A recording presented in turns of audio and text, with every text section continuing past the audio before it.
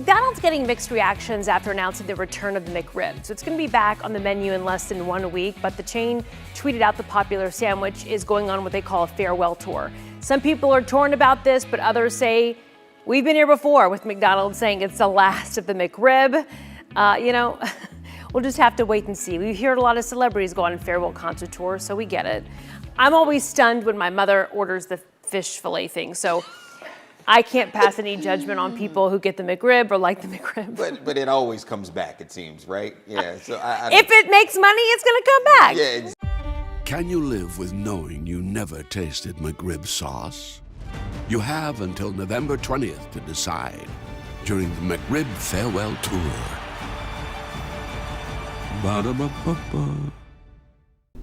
Free for All Friday with Eddie Trunk. We talk about all these bands that we love that are putting out new records and who's going to be on them and who's going to release them and what have you. TrunkNation. I mean, you guys love this. Faction Talk. Say hi to Joey. You're up next, Joe. What's going on?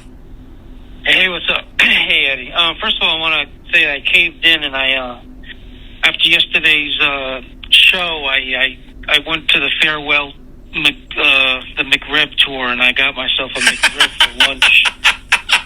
By the way, Joey, hold on. I saw the commercial.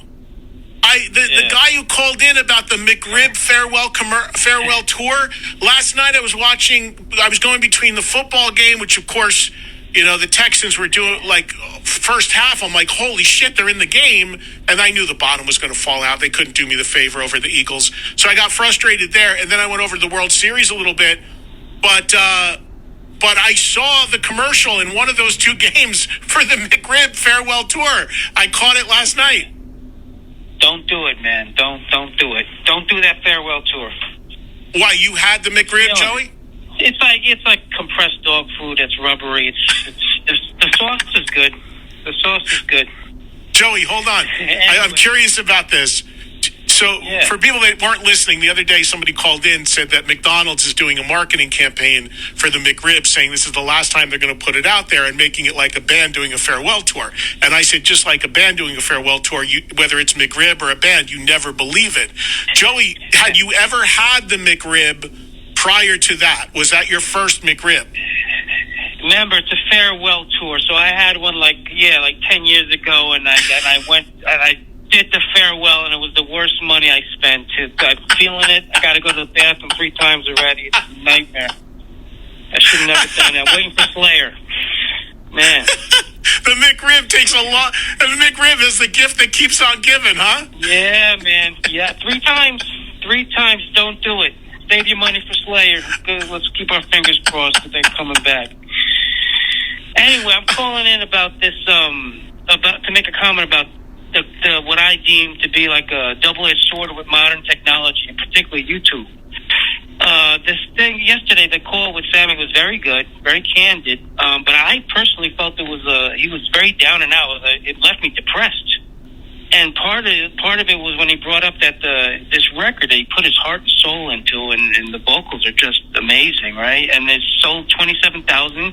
And I don't know, when I heard that, and it just made me think about technology and the effect that streaming and everything has had on musicians that kill themselves to make a kick-ass record, not just a song, but a record.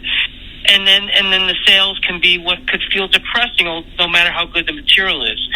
And I'm bringing that up and I want to sort of link that into YouTube, the positive side. To me, that's the negative to what technology is musicians not being able to really feel that their music's appreciated when they make a full album.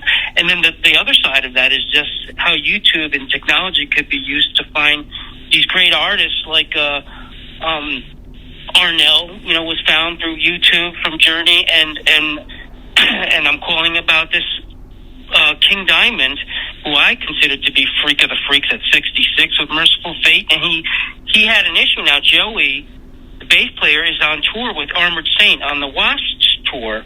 So they went on YouTube and they found this incredible female bassist named Becky Baldwin from Southwest England, and she's on tour with them, and she's amazing. And I just wanted to bring that up. But his wife, King Diamond's wife is posting these YouTube behind the scenes videos as they're on tour. They're going to be at King's Theater in Brooklyn Thursday coming up, and his wife's posting. This guy, he's literally injecting, like sucking with a it's a joke thing, a giant needle, sucking honey as he's preparing for the show. He's the real deal. This guy's not singing the tracks. His voice is amazing. If you watch on YouTube what his wife is posting, it's incredible what this guy's doing at 66. It's so clearly he's passionate about what he's doing. Anyway, I just wanted to comment about the positive aspect of technology in addition to the negative. Yeah. No, I get it, Joey. And thanks, Joey, for the call. And I hope you do better in your recovery from the McRib. I have yet to ever have a McRib, and I don't think, especially on Joey's experience, I don't know if I ever will. But if you don't know what we're talking about, I think it was yesterday's show, rewind or pull yesterday's show or the previous day's show on the app. But I did see the McRib farewell tour commercial last night. King Diamond, you're right. I mean, maybe it's my fault for overlooking King Diamond in that area a little bit because, in full disclosure, I like King Diamond very much personally, and I've had him on the show, and he's a great interview. But he's also, but his particular style of singing, I don't love that approach to singing. I'm not saying it's not great at what he does or for what he does. He's an iconic metal artist. There's no question about that. But I'm just talking my personal taste, that high sort of falsetto-y stuff, not always my thing. But you're right. It's not only amazing that he can still do it at 66, but remember this about King Diamond. The guy had massive open heart surgery. He had a massive heart procedure about 15 years ago. He literally, his heart has like a metal cage around it or something in his body. And it took the recovery from that and the rehab from that is just huge. So it took him a really long time to get his wind back and his ability to be able to do this again. And now he's out doing it with two bands because he's relaunched Mercyful Fate and he is doing his own, his own thing under his own name, King Diamond as well, which he's done many records under. So that is really, really remarkable given his age, given the way he sings and what he needs to do every night, and given all he has been through. I remember about 15 years ago, I was doing my terrestrial radio show in New York City, which is still on Friday nights. And I had my producer at that time, King Diamond, was coming in and playing at the BB King's in New York City, which is a club that's not there anymore.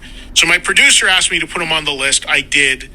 And he went, I did not. But I remember at that show, and again, that's easily 15 years ago, that the next week I saw this guy, Andrew, that worked with me, and I said to him, how was King last week? And he said, when I walked in, a guy came out on stage and made an announcement saying that King Diamond, his voice was not all there that night, and he was not going to be able to do any of the falsetto stuff in his songs.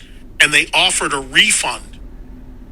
I thought that was really, really interesting. So guy comes out on stage, says, hey, we're just telling you up front, King Diamond doesn't have his full voice. He's not going to be able to do the high stuff that you're used to, which for people that like that is a highlight in the music.